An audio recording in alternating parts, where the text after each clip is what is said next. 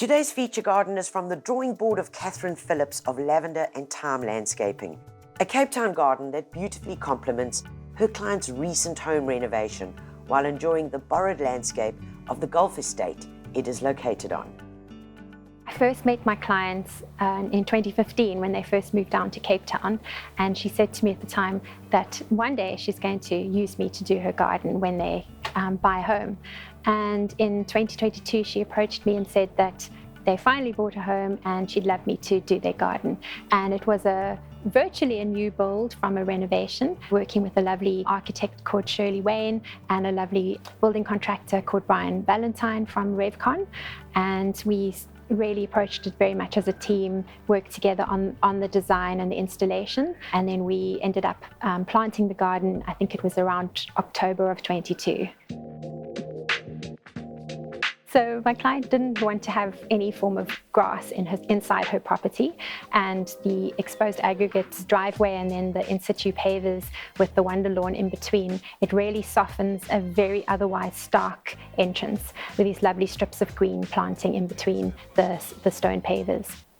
So as you turn the corner from the driveway, you see the entrance on the left, and right in front of you, a stunning trough water feature designed by Shirley Wayne. It has a lovely otter statue, which has been in storage for many years, which we placed on the edge of the trough water feature wall as if it's playfully swimming into the water feature. This courtyard entrance really is the center of the home. It is surrounded on all sides by the bedrooms, by the entrance, by the living room looking out onto it. And it was very important to my client to have a space that could be enjoyed from outside, but also from within the home. She wanted a very tranquil space with lots of white predominantly and different shades of green. We brought in tree ferns and magnolia little gems, which give the height element, which is very important. The tree ferns create lovely dappled light and dappled shade onto the walkways on the inside, as well as onto the pavers as you walk through. We installed star jasmine on wire support on the garage wall, and it brings a lovely vertical element into an otherwise very bland wall, very bland space. So before we planted this area, it was very, very stark. It was just glaring white walls, and it's been softened so nicely by the elevation of the star jasmine, the tree ferns, and these beautiful magnolia little gems. And then underneath that, we have a series of perennials which flower in different seasons. Now it is March, and the beautiful Japanese anemones are in full bloom and just spectacular. And in the wintertime, we have lovely white arum lilies. In the springtime, you have the wild irises and the star jasmine starting to flower. And then that leads into the summertime, where the little miniature white agapanthus around the swimming pool jacuzzi are in full bloom. That looks quite spectacular. The wintertime, on the other side of the jacuzzi, you also have the viburnum hedge, which has a lovely white flower. And then in amongst all the anemones and the grasses, we have little tuft grasses, Ophiopogon, Carex evergreen, and a whole variety of little grasses which really play with the wind, with the movement, and create some texture and some color interest even when it isn't the flowering season. The garden can very much be enjoyed from inside the home as well as from outside. There are lovely big windows and doors that open out onto the courtyard from the main bedroom, from the sitting area, from the passage past the bedrooms have big windows that look underneath the tree ferns out into this lovely space.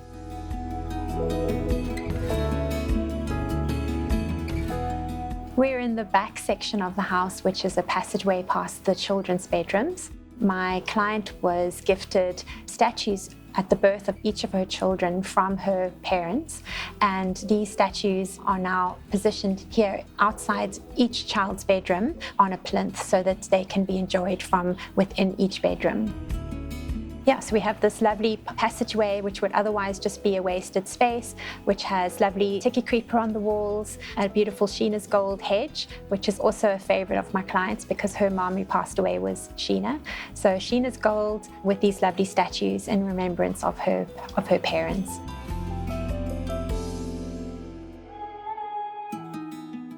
So now we're in the back patio of the house, which looks onto the golf estate, and it's a lovely below deck with softened on the edges nicely with heliotrope and euphorbia. And then the greens behind with the viburnum hedge behind it, just sort of giving that a little bit of definition. And then to the side of it, there is a large window that looks out from the office area with a beautiful statue of a fish eagle in flight that is surrounded by iceberg roses and tilbachia, and creates the impression that the fish eagle is taking flight over the golf course. My clients are both avid golf players, and it's wonderful for them that they can walk from their patio down onto the golf course. And when you walk back towards the house, it has lovely little, cute little cottage-style gates closing off the stairs up to the patio, surrounded by pretty flower beds. We took an embankment and created soft lines of all indigenous planting. We have tilbachia, silver lace, syncarpia, pink bud, and Carissa macrocarpa, green carpet, and it just creates these soft white and silver lines as you approach the patio. So the view from the golf course is quite pretty.